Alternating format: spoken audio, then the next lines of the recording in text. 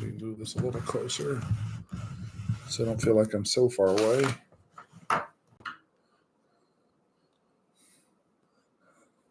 Bonjour, y'all. Sorry, just having little technical difficulties here, trying to remember how to do this every week, but can't always remember how to get this thing started. So,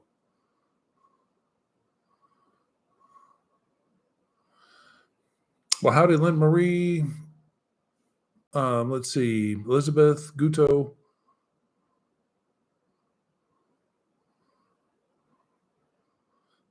No, appreciate you all showing up. That had a nice opportunity today to. Hello, Sue. Had a nice opportunity today to meet up with a couple of subscribers who are in Marietta, and I don't know if they made it to the live tonight. They said they may not because they're in Perpignan now. But Mike and Lynette, thanks so much for meeting up again today. Enjoyed meeting y'all for lunch, and hopefully you have safe travels around France, and hope to see you when you actually make the move. The kitty, I think, she was asleep over in my room, so that I'm sure she'll come in at some point. She'll be hungry. That she'll want something. So hello to everybody. Thanks for joining in. Let's see. Just want to see.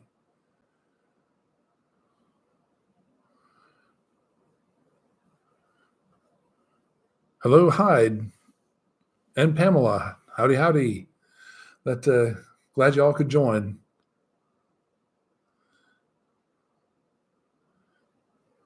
And Sandy.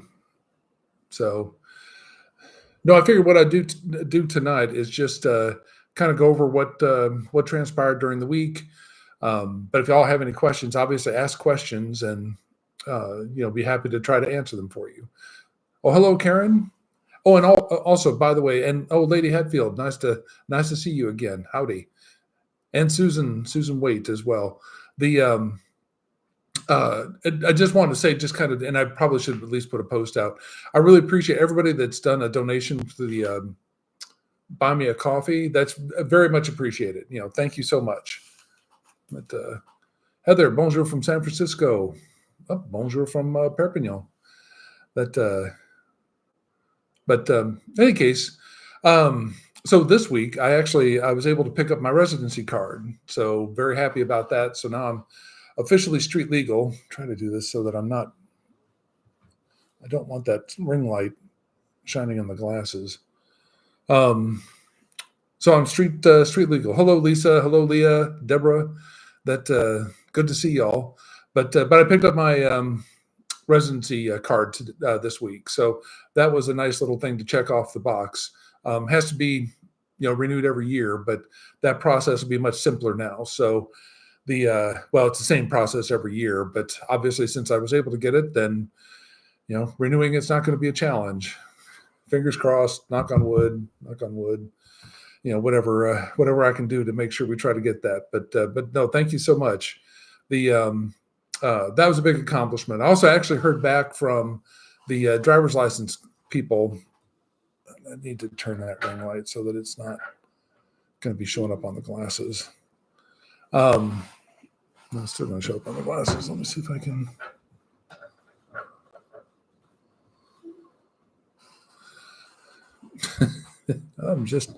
I am not having any luck with this thing. Let's see if we can raise it up and get it at least out of the range. It drives me nuts when I see people with glasses on YouTube and all you see are the ring lights in their lenses. But bonsoir, Alex, and howdy, Augie. Let's see. Oh, Lynn Marie's asking, how many years do you have to? It's once a year, so every year I'll have to renew. I think it's after 5 years you can get either like more of a permanent residency, I think, but it might be like a 5-year extension type thing. So in any case, obviously I'll be exploring that when that time comes, but for now it's every year. And but I actually heard back from the driver's license people. They need a couple more documents from me. It's one of those things where, and I think what's the biggest hang up right now with it is the history, my driving history.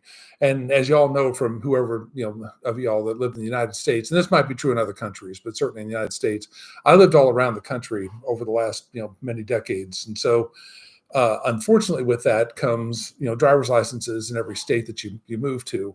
Well, when you come here and want to do it for an exchange of your driver's license, you just have the most current one. And that might be, whatever date that you just had it reissued or when it was issued to you type thing.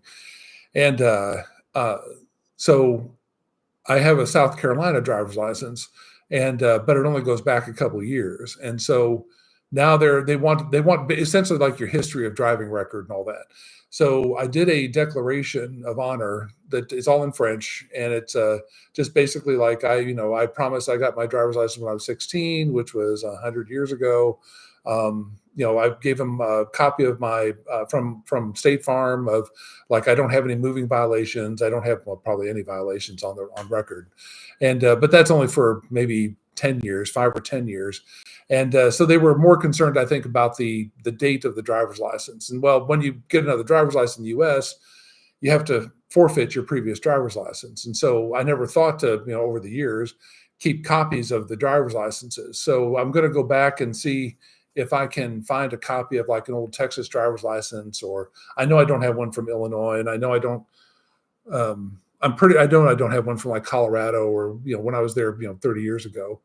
So anyway, but that's all they asked for was like an older driver's license translated into French. So I'll send that over to trad24.com, and John there will go ahead and translate it like he did the previous one. And I'll get that uploaded. And then they wanted a copy of the front and the back of my residency card. So, and I just picked that up this week. So, but they give you like this is July, toward the end of July, and 2025 for future people watching this. And my paperwork's been in process now for at least a couple of months.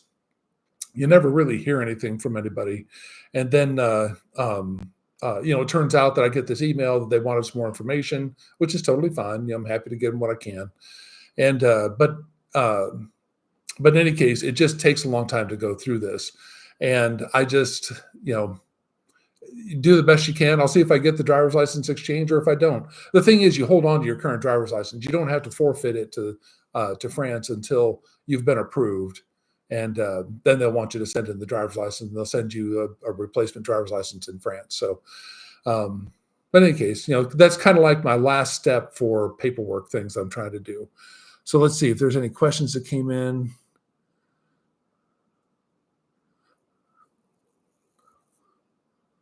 Oh, Elizabeth is asking, she researched renting a car when first moved to France and discovered that I can only rent up to a year after temporary residency. I can't imagine passing the test in French, multiple choice. Yeah, all I've heard is it's hard. It's hard to do. So I haven't taken the test myself. That's why I wanted to get this driver's license exchanged. I mean, my objective is to not have a car, so it's not it's not like I'm trying to.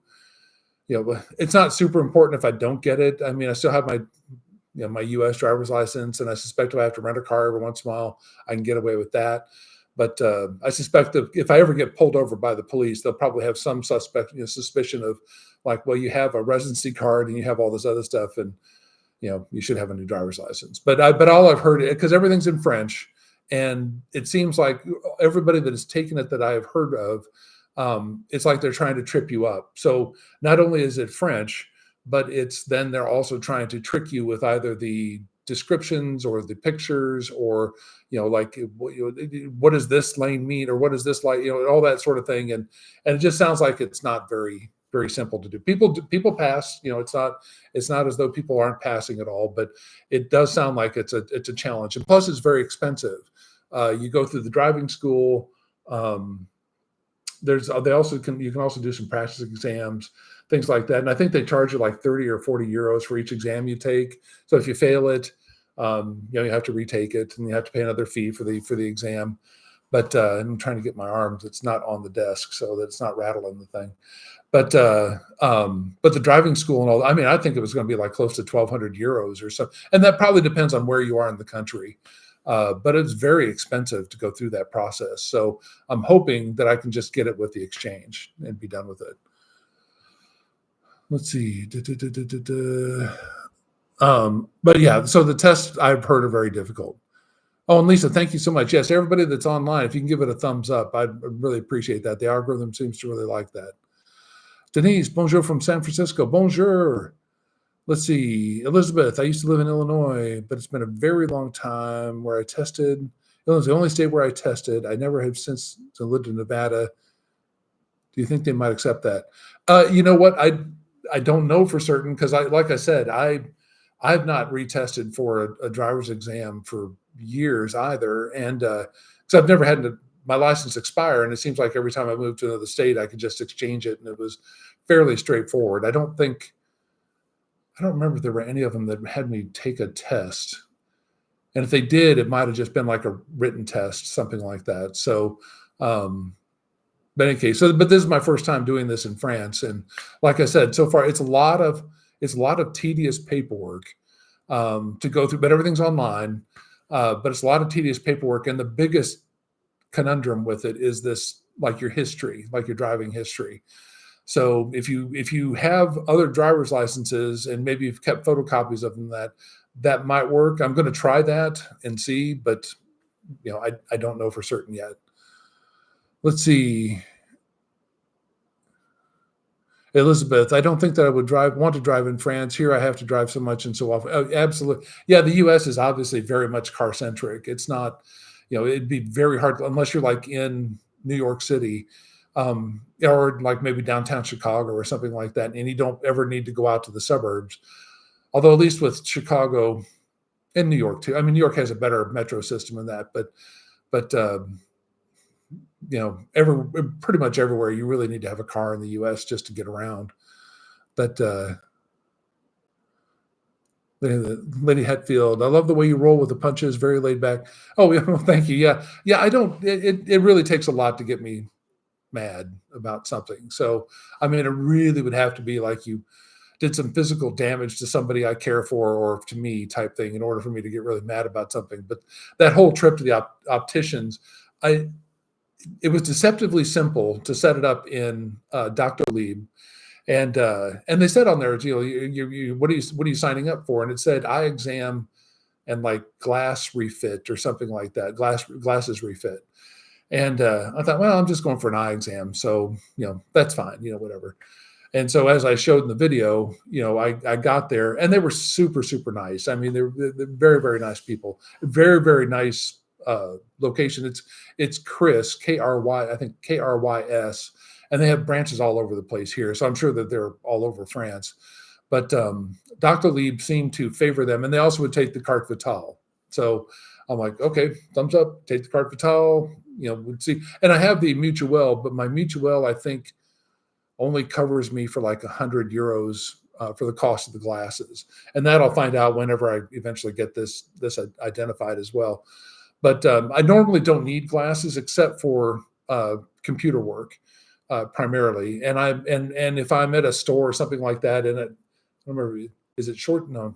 Well, I get confused as to short-sighted and long-sighted. But it's hard for me to read something up close, especially if it's small print. And so, like, these glasses are my computer glasses, but I also have a set of glasses that are more cheaters type things. And cheaters work too. I don't need prescription glasses for that. But in any case, it's been a while since I've had my eyes checked, so I figured I'd just go ahead and get that taken care of. But they were super, super nice, and they said, "Oh, and nobody spoke English in there, so it was a nice little exercise of learning some more French or listening to French." And but in any case, I sat down. The lady was very, very nice. She asked me if I had an ordonnance, which is the prescription. And said, no, and I just tried to explain to her that I'm just there for the eye exam. And she was saying, well, they don't cover it. So I don't know if she was telling me I would have to pay for it on my own, but she made it seem like it's like, we're going to let you go. And, you get the appointment with the ophthalmologist. And then once you have that ordonnance in your hand, then you can come back to us. So I suspect they were more of we make glasses here rather than a place that does Like in the US, you can go to Costco or something like that and just get an eye exam. And of course, there's an optician there that would also make glasses for you and all that sort of thing. So I just kind of figured, well, that's kind of what they were like. And so I was in and out of there in like 10 minutes. And most of that was because I was working on translating. So it just, but I was able to get on Dr. Lieb. She pointed out an ophthalmologist apparently that works with them quite a bit. And he happens to be close to a bus stop that's kind of convenient to my house. So I figured, again, thumbs up. So I made the appointment on Dr. Lieb when I was standing outside just before I made that video clip. And so now I'm set up. I think it's next month, like August 16th or something like that. So it's not that bad of a wait. But anyway, I'll see what they say there. Let's see. Lynn Mayer, how about using an international driver's license? AAA provides those, and I used one while living in Ireland. Yeah, I have that too. Mine's expired now because I think they're only good for a year. But I did get an international driver's license before coming here. Not one person cared about looking at it. They really just looked at, like when I rented a car or a truck from Intermarché, they just wanted my passport. So I try to show them I have an international driver's license, and they just kind of scratched their head and said, no, great. But nobody ever wrote anything down or gave one hoot about it. So let's see. Deborah is asking, oops. Gotta make sure I don't skip over this. What was the most difficult or frustrating experience in moving to France? I would have to say really let's see. I guess I would say the most frustrating was the issue with Freya's.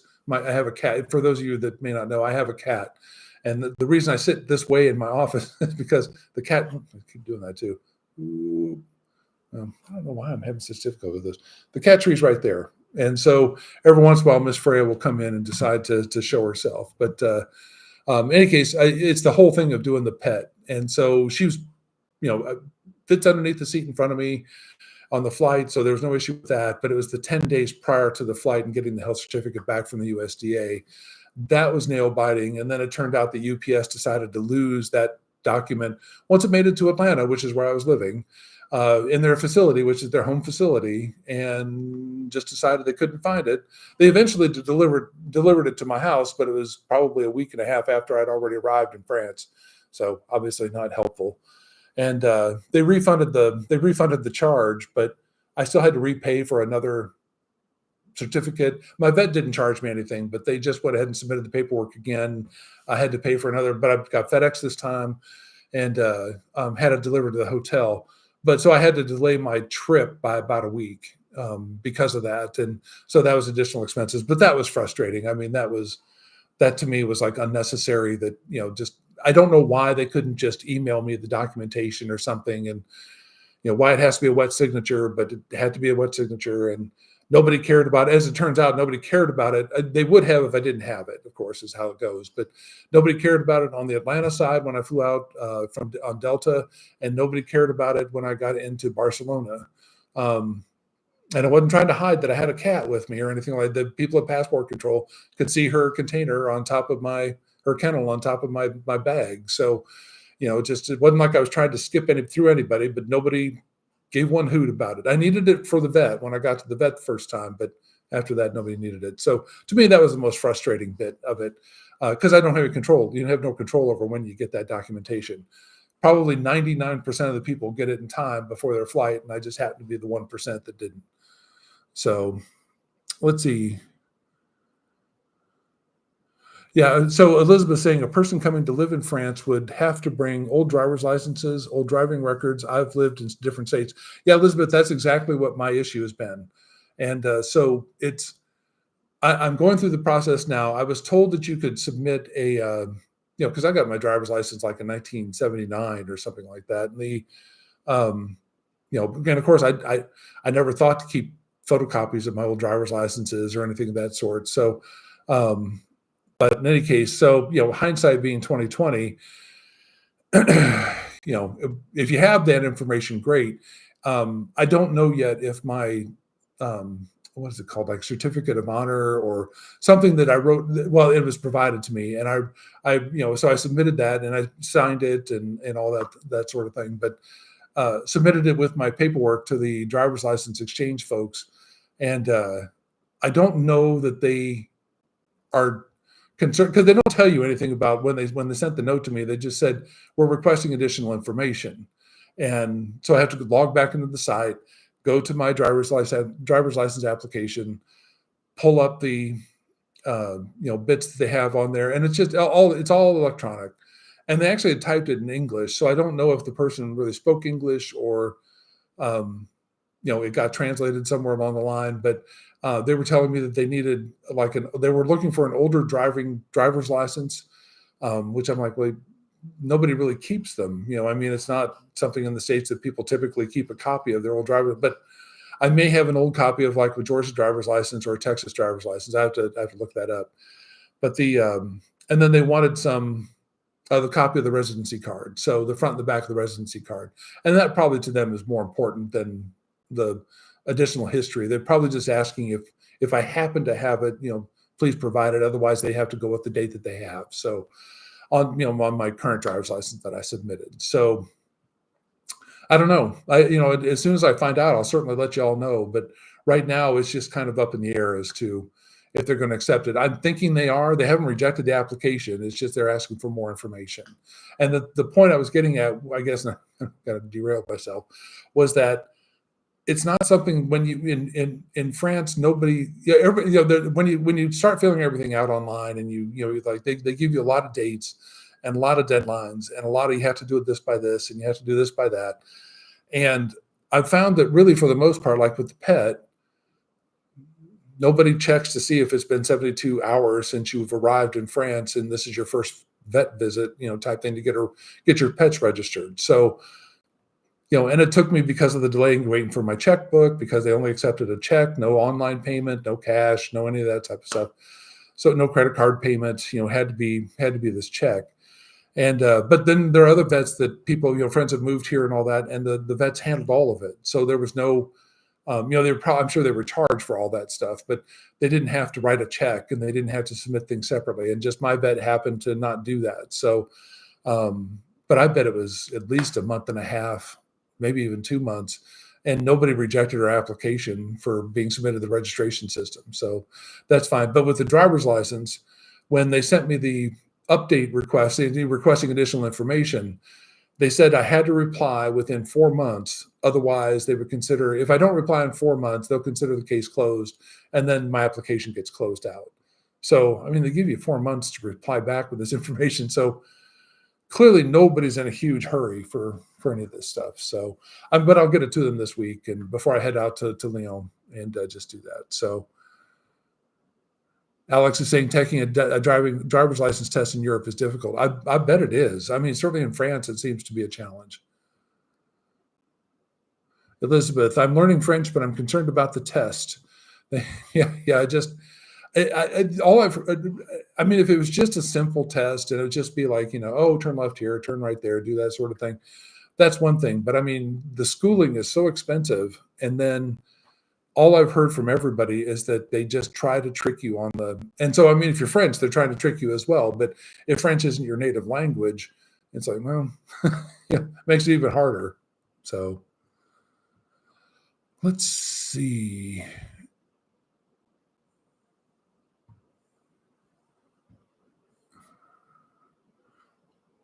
Let me see. I'm just trying to scroll back so I'm not missing anybody. Elizabeth, the driving would just be traveling, sightseeing in France and surrounding countries. I don't want to buy a car. Yeah, and I suspect that just your current driver's license and your passport, for the most part, should work just fine. Again, it's just my 2 cents. Whether that's true for everywhere that's trying to rent a car, but every time I've gone to rent a vehicle here, all they've cared about is my passport. So. Augie, happy accident. The eye exam led to a fun. You know what? That's very true. Well, just because people don't always see these. Happy accident that the eye exam led to a fun kitchen shop. Yeah, that's true.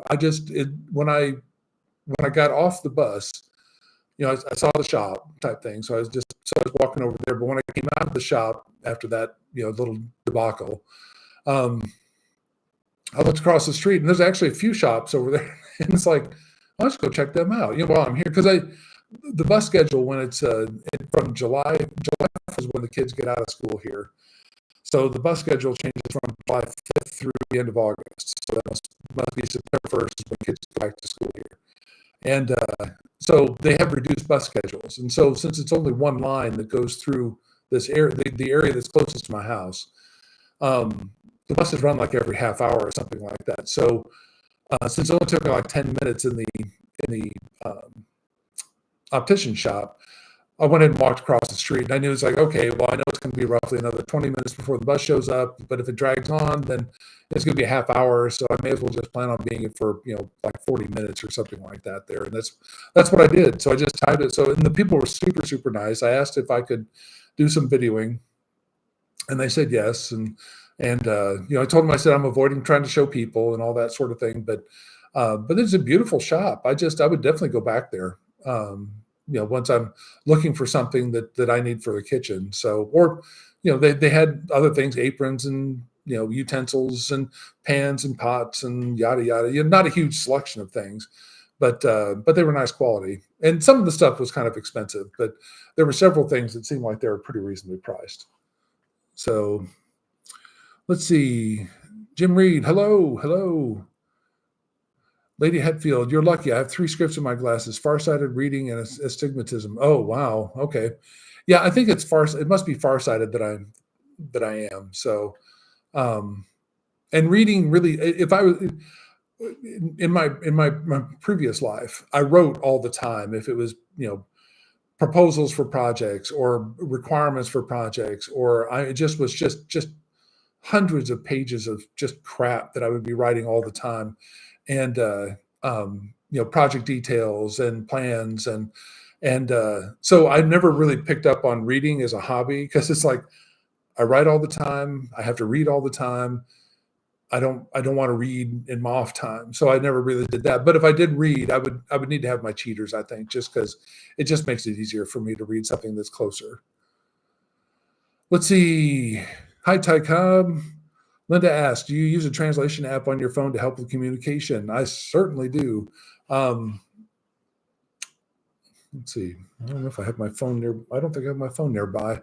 I used to use Google Translate, and that seemed to work pretty good. I think that's what I use primarily. There's another app that I've been using. I haven't found it to be super used, like DeepL or something like that. If I think about it, I'll put it in the description of this live stream, the app that I'm using now. But it's not. And then Google Translate probably does this too. But this one, you can actually like click a button and just talk into it, and then it will translate what you're saying, and that helps out a lot, especially in the medical bits, because they tend to want to just go on for a little bit about things, and it's like, okay, I can keep up a little bit, but you're going to have to, try to work with me on this. But it's been perfectly fine. I haven't been misdiagnosed. I haven't had missing limbs. I don't,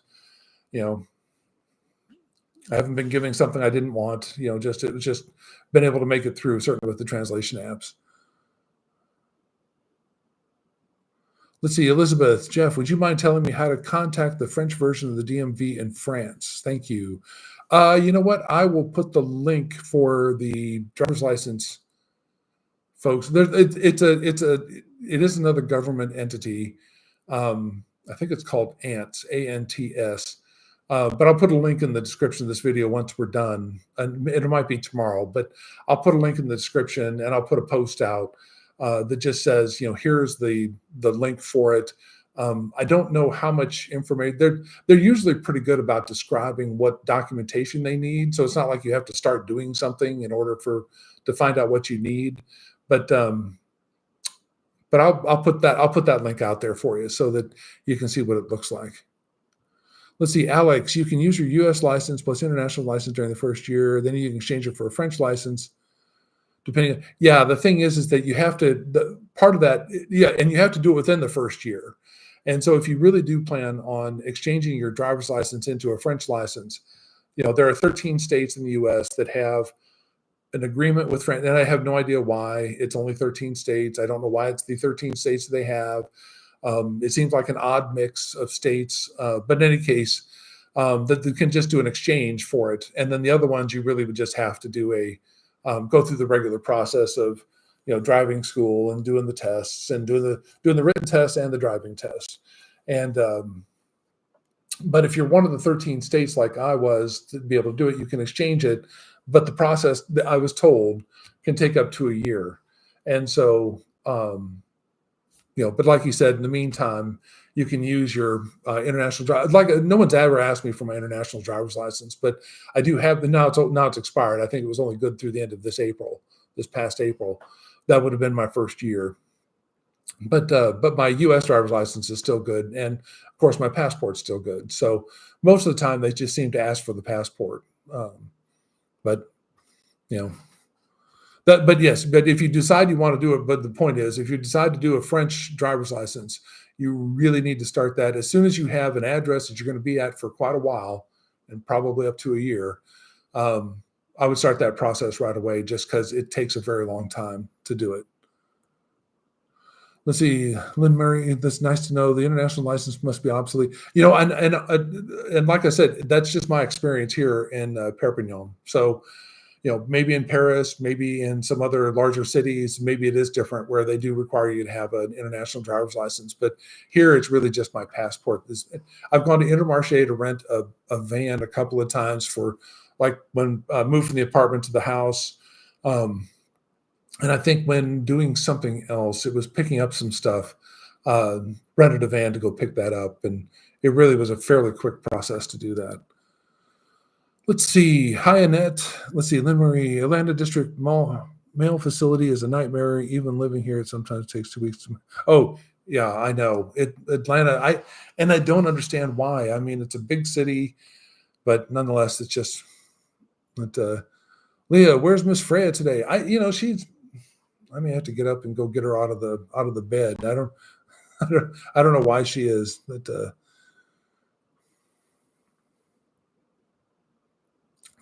Elizabeth, I don't know anyone who'd have a really old driver's license like you and me. I hope they accept your paperwork. I will definitely keep you posted on that. I don't, right now it seems like at least I know my application's still in process. So, it could be that this works, and I just have to get this residency card, which now that I have it, I can make the copies and get it over to them. So I certainly will get it done before I leave for Lyon this week. Let's see. Patuzasima. I'm sorry if I'm getting that wrong, but let's see. Hello, my flight to France will be very long. How did Freya do with her bathroom needs? You know what? Freya did far better than I was anticipating, and certainly better than I did. So I've had, just like you, I'm sure you've seen YouTube videos of people who've flown with pets, and they go on about the, whatever bodily issues, or they throw up, or they get, they're howling or whatever type thing. Miss Freya didn't make one peep. It didn't strike me as she was like super frightened, like terrorized or anything. I'd open up her little, the top a little bit and pet her every once in a while. And she just seemed perfectly fine in her kennel down underneath the seat, and never made one peep, never ate anything, never drank anything. I didn't offer anything once we were actually, in flight and all that sort. The vet had recommended to just give her like up till midnight the night before or something like that, and then take the food and the drink away. And I tell you, I had everything though. I had towels, I had all this other stuff that was in my backpack that could have been used for other things, but it is what it is. I just wanted to make sure that she was the one that made it without issue, and she got more sleep than I did. So in any case, it just depends on your pet, I suppose. So Freya did perfectly fine, and she's for whatever reason, she's a skittish cat. So, and I don't know why. I got her as a kitten from the pound in Austin, and never frightened her. I've never teased her. I've never done anything like with a vacuum cleaner or any of that stuff. And, she's still acts like she's being attacked every time I, slightly move or do something. I mean, she wants to be able to be petted and all that sort of thing, but boy, she's walking along somewhere and you just come down the stairs and she darts off. It's like, so anyway, so let's see. Deborah A. Thanks, Jeff. I've only moved 4 times in my adult life within the same city, and I'm so concerned that moving to France will be confusing and difficult. Well, if you've only moved 4 times and it's within the same city, it's not. I don't want to paint it as though it's like super simple and it's like, oh my gosh, I'm here. Look at this. It took a long time, and the thing is, what helped me probably is that because I did move around a lot. If you saw the video of that, was that I don't have any real emotional attachment to any of my stuff. So getting rid of it was pretty easy. It's just, easy in that I wasn't like, well, I want to hold on to this or I want to hold on. There were things that were important to me that I held on to, of course.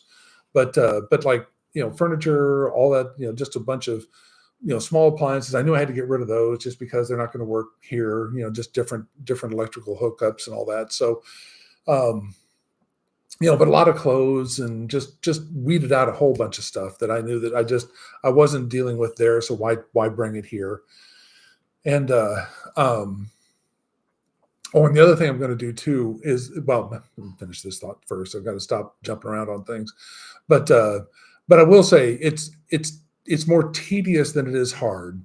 And, as long as you have some threshold for tedium, it's really not that bad. It's just a matter of, finding a place to live, getting through the paperwork, getting rid of your stuff, just orchestrating the logistics of the trip. If there are things you're going to be leaving behind, because some people will come here and try it and that's probably recommended if you have the funds to do it, is to, maybe just plan on coming to wherever you're going, if it's France or Asia or wherever, maybe just try it for a year and see what you think. And, if you don't like it, you can always go back. For me, it was more important to just kind of cut the cord and let it go type thing. So I don't really have any plans to go back. If things change for some reason, I'm not against going back. It's just, it's going to be very expensive for me to go back. And then plus healthcare is going to be very difficult just because, until I possibly get onto Medicare, if that still exists in a few years, that,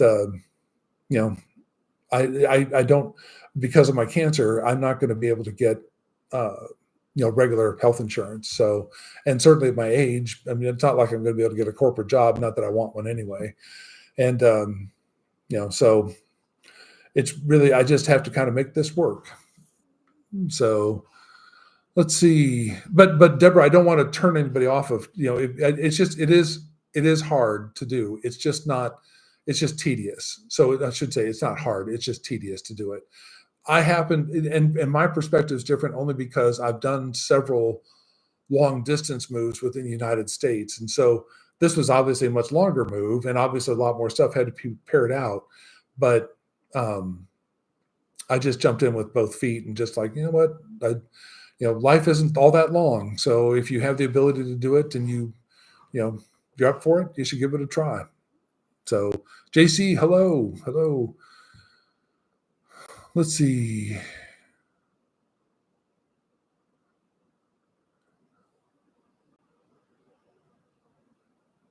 Up. Oh my gosh, I think I scrolled too far down.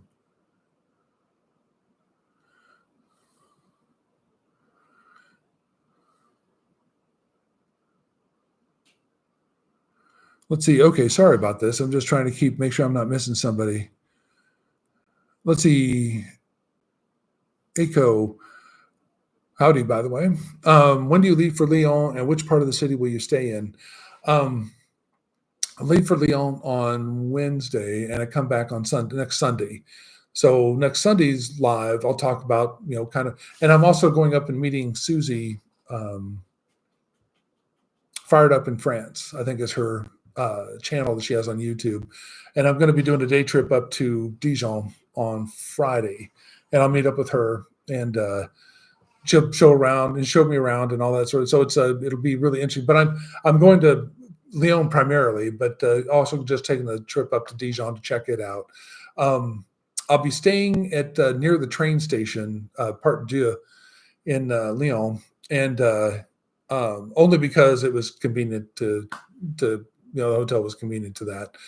And in any case, I know I've been asked by several people about, like, are you going to be checking out culture? And there might be some other questions I haven't gotten to yet. What are you checking out? Museums? Are you going to be checking out stuff? And it's like, not on this trip. This trip is really for me to find out if there's a neighborhood or what neighborhoods are options. And then later on, we'll then connect, because this won't happen until next year if I decide to do the move. Early next year, probably, maybe like springtime, something like that. And because like I said, I'm perfectly fine with Perpignan, other than I just want to have more transport options for like trams and all that, just because the trams run so much later, and I still would want to live near a tram stop, but that gives me the opportunity to be able to go into the city center. Whereas here, my only option for doing that, I mean, I could buy a bike, I could get a moped. I don't want to get a car, or I could walk it, but I don't really want to walk it when it's 90 degrees outside. So 45 minutes is just going to be too long for me to do it without showing up like I just got out of a shower. So, so it's just one of the, although I'll say that in the last week and a half, and for the next week, I think, the temperatures have been super nice. So it's been, I guess they consider it hot here, but it's like 84, 85 degrees. And I think tomorrow's high is 78, something like that. So, and during the week, I don't think it gets much higher than like 80 or 82 through like at least next Sunday, possibly Monday. So now we'll see what August looks like. But certainly for the last week and a half, it's been just absolutely beautiful weather, rarely running the air conditioner. The only reason I'm running it tonight here in this room is that just for some reason, there's a lot of cars driving past back here, and they tend to be kind of loud. So I didn't want to have to keep trying to talk over that. So, but I don't need the air conditioner. It's just that I want to keep the room a little bit more quiet. So let's see here. But anyway, so that's what I'm doing. I'm going to be checking out Lyon. I want to go check out, was it Villebon, something like that. I think it's a northeastern sector of the city. That sounds like that's a good opportunity for more quiet residential living, but it's still well connected with the trams and bus services and all that sort of thing. But I'll check out a bunch of the city areas and just see what flips the hair back and what I can eventually afford. And it may be that I can't afford it. And so, like I said, I'll also be looking at Dijon and seeing what opportunities up there. And that sounds like it's very viable for my cost of living needs. So,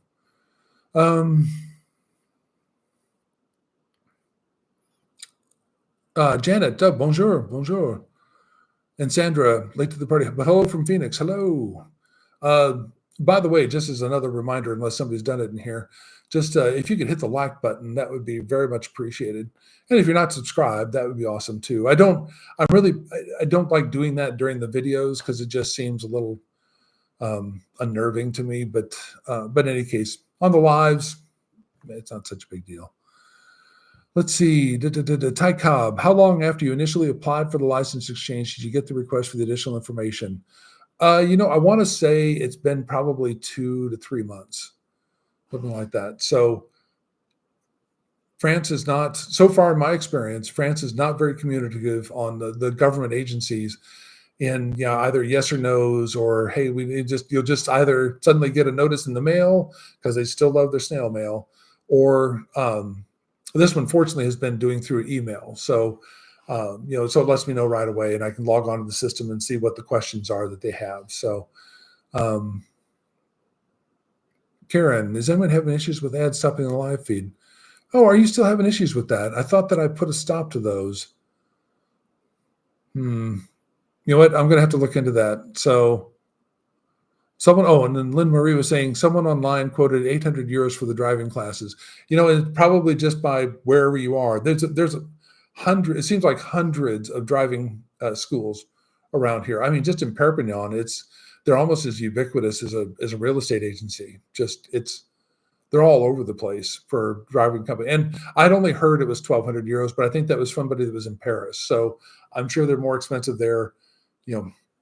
Maybe 800 euros is more reasonable. And Janet's still having that trouble too. Okay. Well, I'm sorry about that, guys. I'll have to check that to see what the problem is. Oh, Elizabeth. Oh no, please. I have no issues with anybody asking questions and all. I know no, you're not, and I appreciate you saying that, but no, I have no issue with anybody asking questions and being concerned. You should be. Everybody's concerned about what's happening with things. So, um, I just like I said, I've never had anybody ask me for the driver's license. I'm sure they would rather I had a French driver's license, but if they ask me, they just ask me for the driver's license just to see it. But they seem really more interested in the passport because they probably have more access to anything happening by using my passport versus the driver's license. Let's see, Aiko, my husband took his driving test when he was 20 in Paris, and they said they expect very skilled parallel parking or you fail.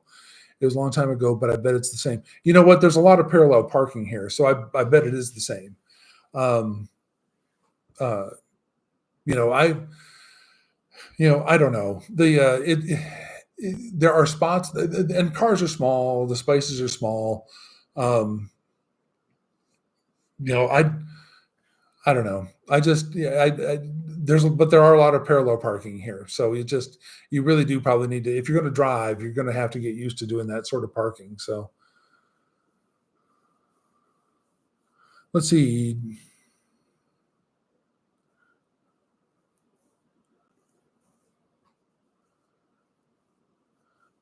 I'm sorry, guys, that you're having trouble with that. You have to get on your phone for it. Like I said, I'll check that out this week to see what. And I don't know if I can get much of an answer with them since I'll be on travel. But let me see if I can get something set up for next Sunday so that hopefully y'all don't have that problem. Ileana, hello.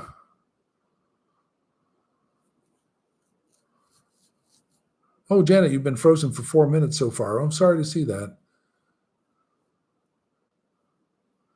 Thank you, Echo. Yes, hit the like button, folks. Appreciate that.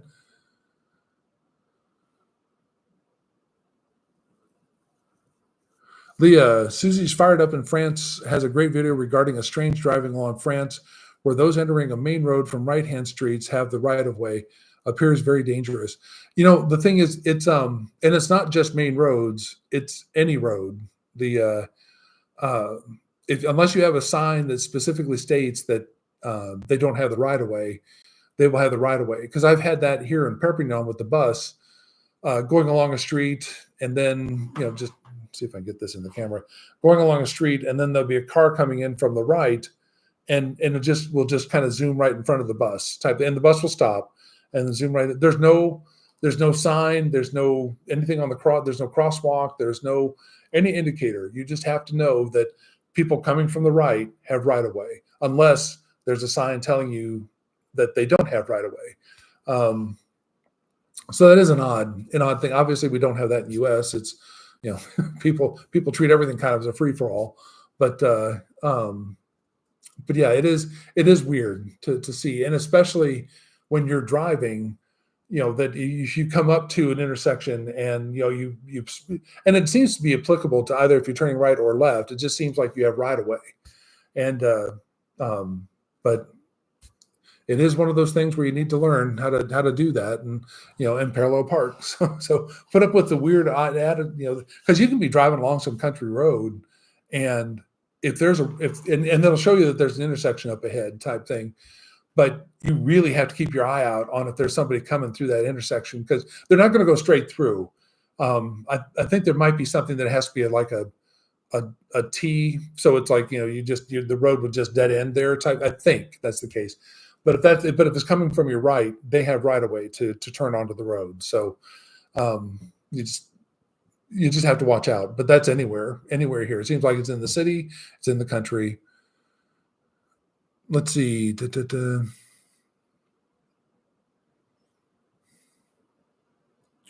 Let's see, Lynn Murray. Let's see, Jeff. I've been looking at several translation earbuds on Amazon, and Apple is supposed to be adding that feature to their 3 Pro earbuds available in September. And maybe that's what it was with Apple, was I'd heard that if you had an iPhone, they were going to do some sort of like immediate translations too. So you could actually hold a conversation with somebody and I think it's on the phone that, which of course is one of the big fears is, you start getting phone calls here in France and it's like, yeah, okay, this is not going to work well, type thing. So, and hardly anybody that I've ever spoke to speaks English. So, usually it's not like anybody's calling me saying, hey, you won $1 million. So, so far it hadn't been a big deal for me, but but it is something every time that phone rings, because sometimes delivery people will call to confirm that you're there. If you got a package coming through the post office, if it's an Amazon delivery, be people calling, but they'll try to work with you on saying, essentially like, livraison à domicile, let's say, so, or like êtes-vous ici? Are you, êtes-vous cela? Are you there, sort of thing, and you just, we, we, je suis là, je suis ici, just, and they hang up, and then, a couple seconds later, somebody knocks on the door. So let's see. Karen, I don't have this issue with other live feeds, just this one. Well, I'm sorry to hear that. Like I said, I'll have to check to see what's going on with that. I thought that I turned off ads for this, but if they're still popping up, then obviously I didn't do it right. So I'll have to check that to see what's going on.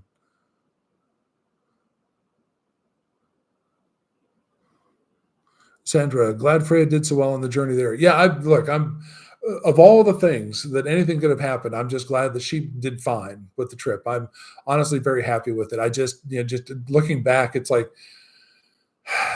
boy, did I waste a lot of time worrying about all the things that could have possibly happened, and then absolutely none of them did. So,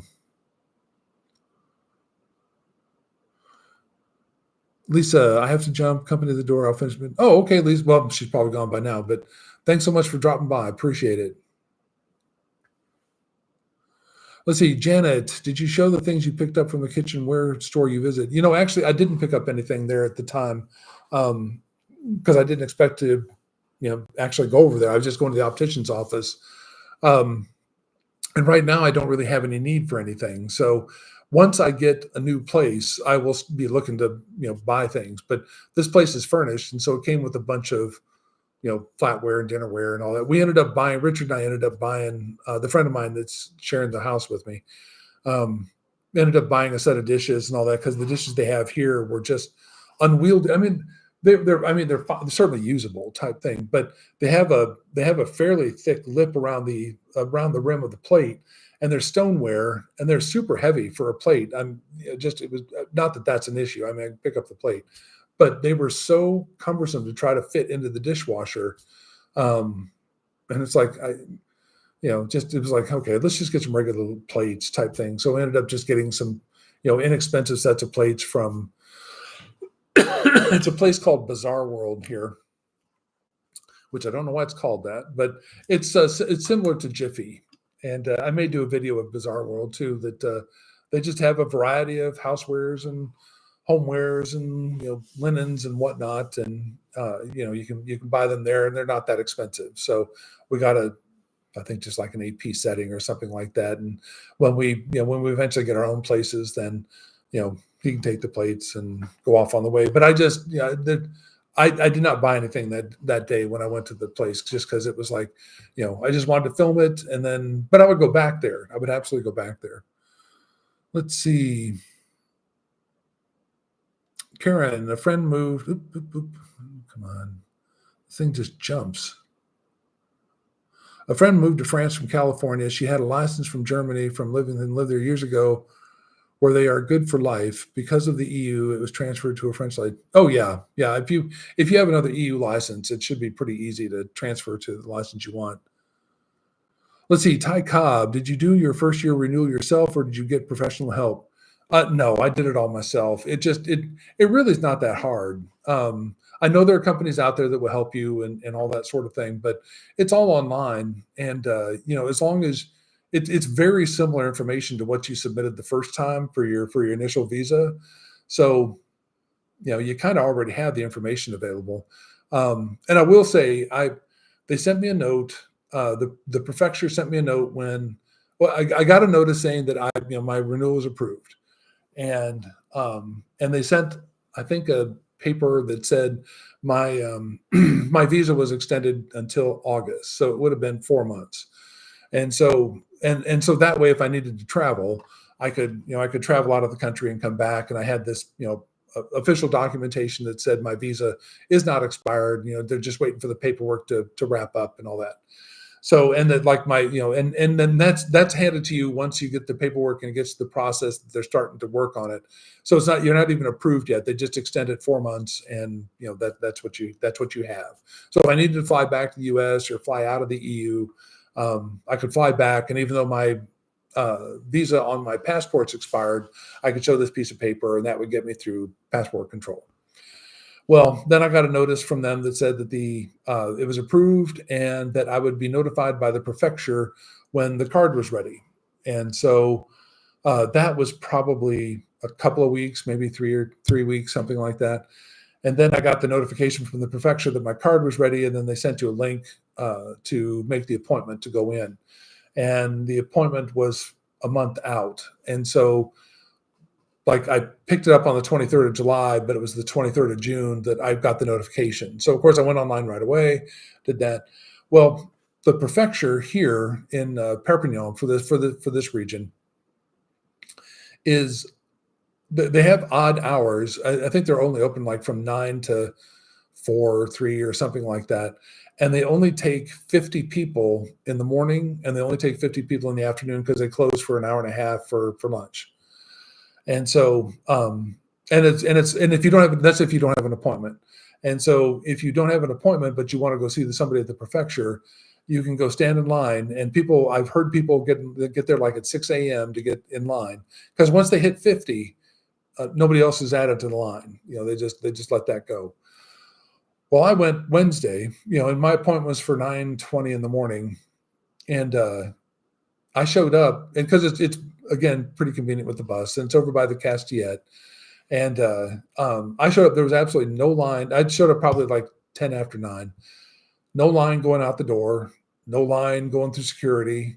And everybody was super nice. And I just showed them you have to show them the piece of paper you got from the prefecture confirming your appointment. So I showed that to them, went in. You have to go through security, went through security, and then you walk 10 feet and there's a seating area.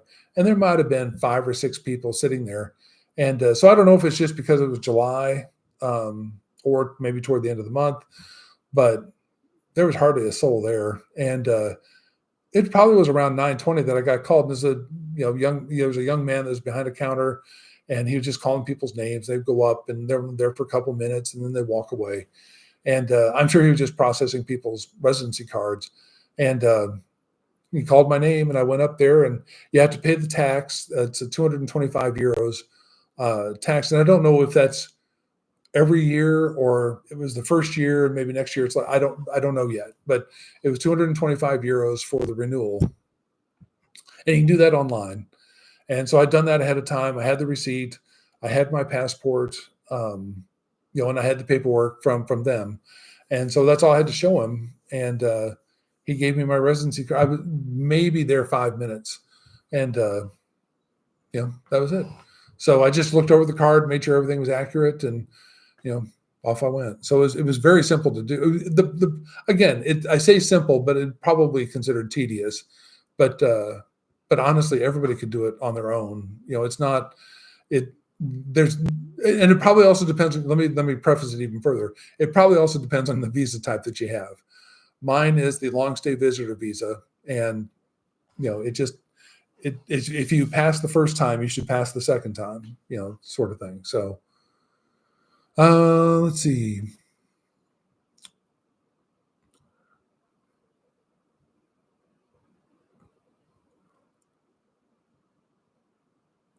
Let's see. Elizabeth says the gals who are concerned about the move might consider one of the relocation companies that can help with soup to nuts if it's financially feasible. Yeah, it's there certainly are companies that can help you with all that process. It just depends on how much money you want to spend with it. So I didn't want to spend that much money with it. So I just ended up doing all the stuff myself. Obviously not the shipping. We did work out a thing with Schumacher Cargo, but essentially they just came and picked the stuff up, and they shipped it here and brought it to the house and, put it in the garage and put it upstairs. So it was all very simple. So let's see. Then Karen asked, Jeff, how did you time it when shipping your things to France? Well, here's the thing. You have to have the stuff come in within the first year. And then that's considered to be tax and duty free. If you wait until after your first of the year, or after your first year, then there's a chance, and probably a very high chance, that they will charge you a tax and duties for the stuff that you're bringing in. Now, of course, typically the stuff's going to be considered to be like used furniture, used pieces of art, whatever it is type thing. So it may not be valued at a whole lot, but if you do it within the first year, it's all done tax and duty free. That's what we did. So, Richard and I both had our stuff just shipped over at the same time. It took 3 months, almost 3 months exactly, which seemed a little odd that happened to be the case. But there was also a strike at the New York, because it went through New York to Rotterdam. And there was a strike at the New York port, but I think that only lasted for a couple of days before that was resolved. So, and I don't know if our stuff was impacted by that or not. So, because again, they're not super good about telling you, oh, here, it's on this ship and it's on this way. But nonetheless, it all worked out, but you have to do it within the first year. Otherwise, you do run the risk because it does take like 3 months to get over here. So unless you have a full container, then that probably is faster. We didn't have a full container. We just had like 50 boxes. And that just took 3 months to get here. So let's see. Deborah, thanks again, Jeff. I live in New York City, and while expensive, I find it also expensive to retire in the U.S. My retirement income will provide much more. Yeah, Deborah, that's exactly one of the reasons why I decided to do this myself, is that could I live in the United States? Yeah, I could live in the United States. I don't know that because of healthcare, it would have been totally feasible without me having some sort of an additional, like keeping a job of some sort. So, but here I can live off of my retirement income. I still have to be careful. It's not, I'm not, not JD Rockefeller here. So it's not, it's not like money just falling out of the sky, but, it just, it is much easier. Money goes further here. Although the exchange rate has been a bit of a battering recently, but hopefully that will work itself out and, over time. Let's see, Sandra, I'm in a similar boat, healthcare, health insurance wise. Your videos and positive, realistic attitude are really helpful and encouraging me as I contemplate moving to France to retire. I appreciate that. The whole point of me doing this channel was that I wanted to kind of show people, and I know it's not super interesting to everybody, but I just want to show people what it's like to actually live here, not just, oh, here's an Instagram post, or here's a beautiful place, and oh, here's, and because I see that like the trend for some of the retirees, and maybe I shouldn't say that retirees, but for people that are coming to France or to Europe type thing, or Asia and all that, it's like, top 10 things I did on this, or top 10 things I did in Lyon, or top 10 things I did, or best eateries, or this or that. That I may try to do something where it's like, here's a list of things that are interesting to me, or that. But that's why I don't want the channel to be like it's a travel vlog, because it's really not. I just want to show people what it's like to live here, what you have to experience, what you will likely experience. Of course, everybody's experiences are going to be different, but and you just really have to have some sort of a positive attitude with it. It's not, I've been through a lot worse things in my life. So, putting up a little bit of a headache with paperwork, or things taking a little bit longer than I expected, or, whatever happens with that, it's like, what, I'm okay. I'm okay. As long as somebody's not running at me with, to put me in cuffs and throw me into the hoosegow, I consider that a win. I'm doing all right. So the, even things like with the opticians, it's like, oh, well, that I would like to have had it taken care of and been done, but it's not an emergency. It's not like I'm not losing my sight. So, it just is an inconvenience. So that, but yeah, I just, so far, like with the healthcare, I haven't done anything that's really like tried to exercise the healthcare system here and do life, which, hopefully that, knock on wood, I don't have anything like that happens. But if something happens, I know that at least it's covered, and I don't have to worry about going into financial bankruptcy or medical bankruptcy because, I got charged $300,000 for, cancer treatments or heart problem or whatever, whatever it is type thing. So, that's worth a lot to me. Let's see. Oh, hey, Mike, how you doing? Joining late, just returned from dinner. And again, it was great meeting you and Lynette today for lunch. That was awesome. Thanks so much for connecting. Let's see. Heather says, a French friend of mine suggested I check out Villefranche-sur-Saône, which is a 20-minute train ride to Lyon. Is a suburb, much cheaper to rent. The train runs late between the two. I'll check that out too. Well, I can't check out all of Lyon while I'm there, but I'll keep that in mind to see, what where that's located and how convenient it would be to try to get to it. But yeah, I'm open to. I don't have to live in city center. I'm not looking for clubbing and all that sort of. That's not my jam either. Just as a reference to Alice and Adele Gal that I always joke with her about her clubbing activities. Let's see.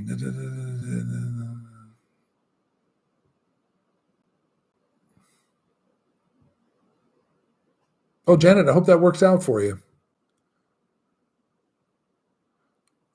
Wow. Yeah, actually, I've looked at doing the UK, but whoo, child, that is expensive. I just going through the process of the visa, all the fees that get associated with it, even if you rent something, the council taxes and all this. I mean, it just turns into like, what? I'd have to be doing a lot more money than what I have currently. So let's see. JC is saying he's planning to check out, he or she is planning to check out the 6 arrondissement in Lyon in October.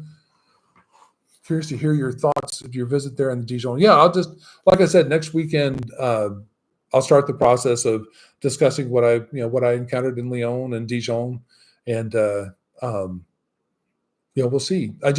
I like the idea of living in the city, but I also don't mind it being a little quieter and just going into the city when I want to, sort of thing. So I'm fine with that too, as long as it's connected with a tram or a metro or something. I'm totally fine.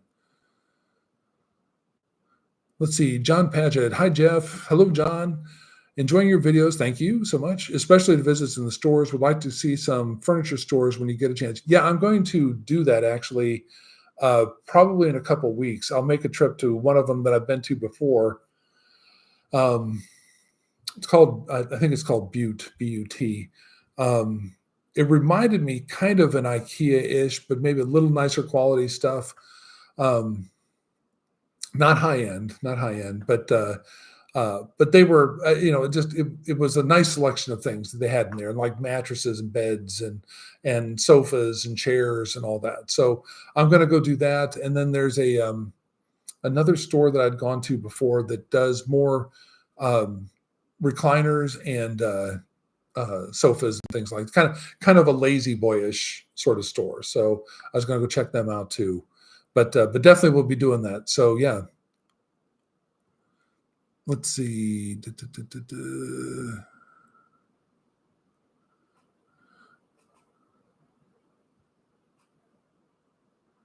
Oh, Lynn Mayer saying that on the translation earbuds, one wears one earbud and the other one wears the other earbud, and they do the translations.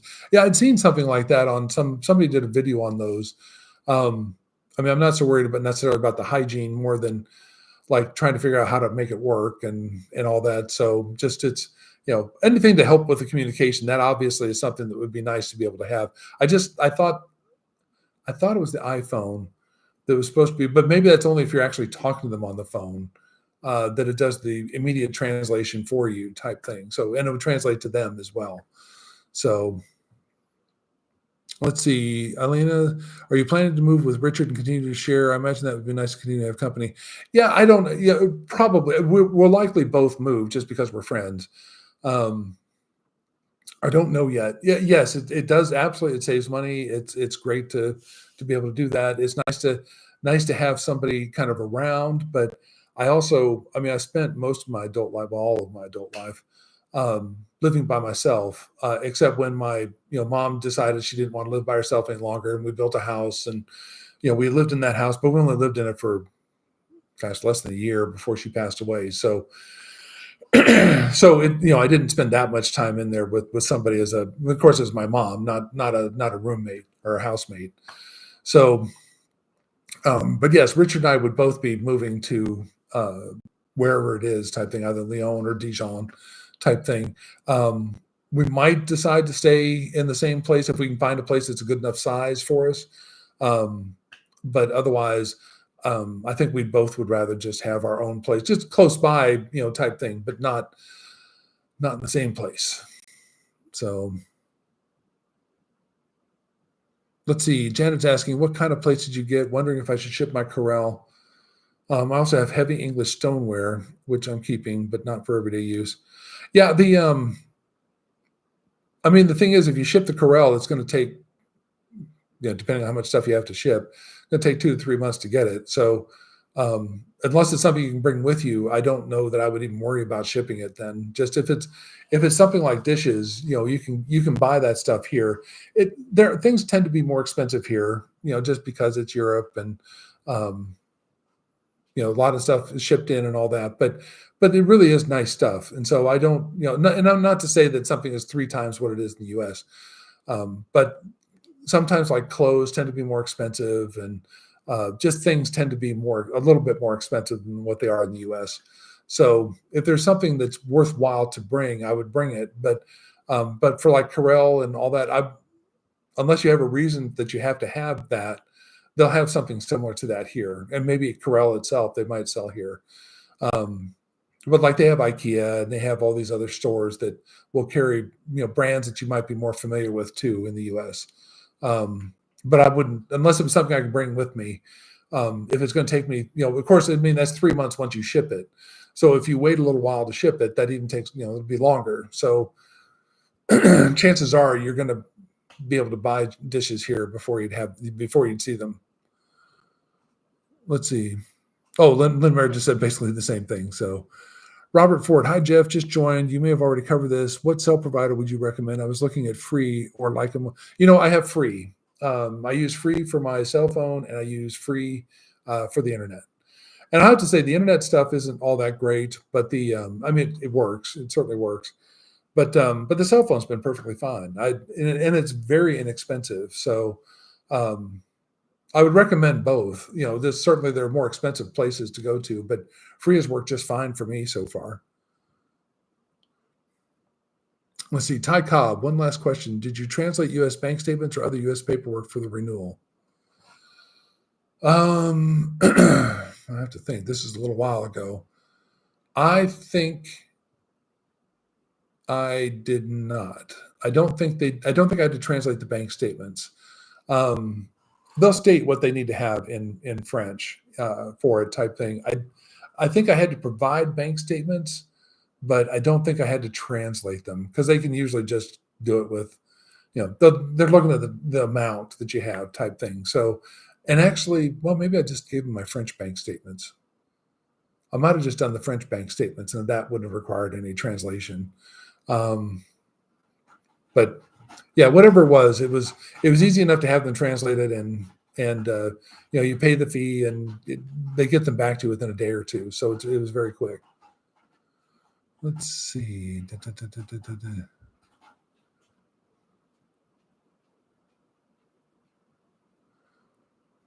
Let's see. Janet was asking, good to know your thoughts on cookware, inherited Farberware, and though I don't love it, reading stainless is less toxic than anything, but it's hard to get and it's expensive. Well, they have, it also depends what you end up with here. So, like the first place I was in, the apartment had gas cooking. So of course that could be anything that you were using on gas before, not a big deal. This house has an induction cooktop. And so most things I had wouldn't have worked with it. I don't know the stainless steel. What I was told was it's basically anything that you can put a magnet on will work, because that's the concept of it. So like, I know that cast iron works, and there are pans that they make that are induction safe or induction usable. And so it really kind of depends on what you end up with. There's Miss Freya. There she is. You can come over. She says no. Okay. That I was going to try to grab her, but she's also one. She's not a grab me, hold me cat, and I just trimmed her nails today, so she's not too thrilled about me trying to grab her at this point, I suspect. So let's see. Leah, safe travels, Leon. Oh well, thank you, Leah. That it'll be. I'm actually looking forward to it. It'll be another nice train ride to be able to check out. Let's see. J Marb, showing day-to-day experiences. Why I appreciate your videos and chats. We live with daily mundane but necessary mini projects like going to doctor, renewing license. Very helpful. Oh well, thank you. No, I really hope it is helpful to somebody. I mean, I just like I said, the whole thing has been surprising to me as to the reaction of the getting subscribers and the number of views and all that. And I know people do far better than what I'm doing with those, but I'm just really thrilled to have you all with me. And it's just incredible to me that I really thought this was going to be several months to a year before I would even get the opportunity to be monetized. But now that I know that being monetized doesn't mean you're actually making, they always make it like, oh, you're going to be monetized. And, that's when the stacks come in and you're just going to be like, that not the case, I'm not quitting my day job yet. So just a joke because I'm retired. Let's see. Yep. Miss Freya showed up.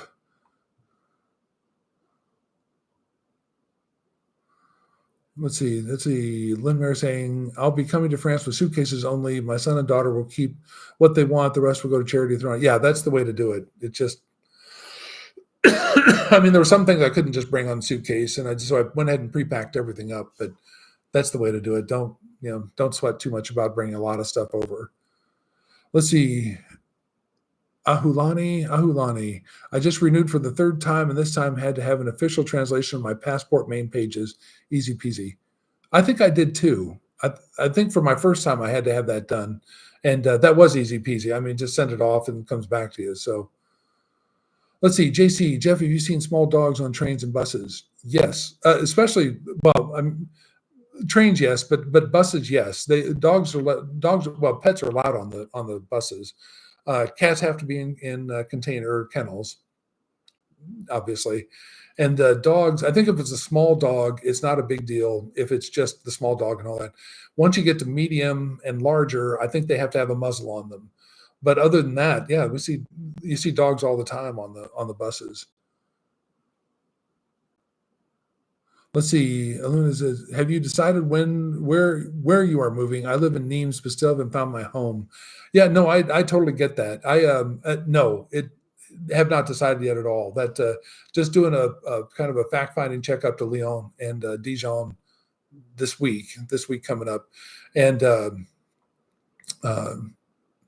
just checking them out and seeing what it's like. Like I said, I may end up just staying in Perpignan because it's perfectly fine. It's relatively inexpensive, so I know I can afford to live here, and it's connected with the train systems and the networks and all that sort of thing. And I've met a lot of people here, so it's not, but if I stay here, I would likely end up moving into the city center just because it's, that's really where everybody I know lives. So if I want to meet up with anybody for after hours or dinner or something like that, I'll have to move into the city center or get some vehicle to, a bike or a moped, which I'm not against doing a moped either. Then I can go check out some of the villages around. So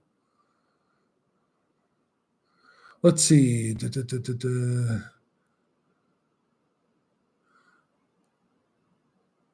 Oh, Ty Cobb, that's very kind. Thank you. Your videos are excellent and very helpful. Well, I appreciate that. Let's see. Canned Angel, Jeff, I wouldn't use a moped. It's too dangerous. Better to walk, use public transport. Yeah, I agree, Can, but it's just that if I continue to live where I'm living right now, which it's nice because I don't have anybody above me, I don't have anybody below me. I just have people on the sides of me, and of course a daycare behind me, which is a bunch of screaming kids during the season. But but that's periodic. It's not all day, but it just sometimes seems like it. And yes, it's right. It's better to walk and use public transport, but the public transport here stops at 7:30. So if I want to meet up with friends for dinner in town, I'm kind of SOL, unless I walk it or do an Uber or a taxi, which just makes it more expensive. So no, the moped I wouldn't think would be bad here. I don't know that I would do a moped in Lyon, something like that, but a moped in Perpignan would not be. There's thousands of them around here. Let's see. And then Dijon is great, but super cold in the winter. Okay, well, good to know. Like I said, just I'm going to be meeting up with Susie when I go up there and just find out. I know she's had a video of it being that kind of one of the cons of Dijon is it's a long and gray winter, but I really don't mind gray winter. As long as the heat doesn't cost like 7,000 euros a month, I'm okay with it. So. Let's see. Leah's saying e-bike might be an option. Susie and Dijon mentioned that. I would certainly look at that too. I just have more of a concern with like with bikes to go meet with friends that live in the city. There are places I could lock it up and all that sort of thing. It's just that to me, the moped just offers me more opportunity to get out and about. If I want to go to Tuir or to Saint Estève or to I can get out to those places by bus, but if I had a moped, I could just putter out there whenever I want to, type thing, and that would suffice. So, well, let's see. It looks like we're done with questions. So I hope I caught everybody's questions going through here. If you have the opportunity to hit the like button, that would be greatly appreciated. And like I said, let's see, I guess we've been on for an hour and 20. So I appreciate everybody coming on. I'm still amazed that y'all find me interesting. And so at least enough to log on and check out things. So, and always great to chat. So I just, really appreciate it. Like I said, I'm going to be taking off this week and hopefully have some good information for you about Lyon and Dijon. And I'll be putting at least one video together about that trip. And otherwise, I will see you all next Sunday. So, thank you, JC. Thank you, Echo. So I appreciate everybody stopping by, and we'll just catch you next week. Okay, be safe. And au revoir.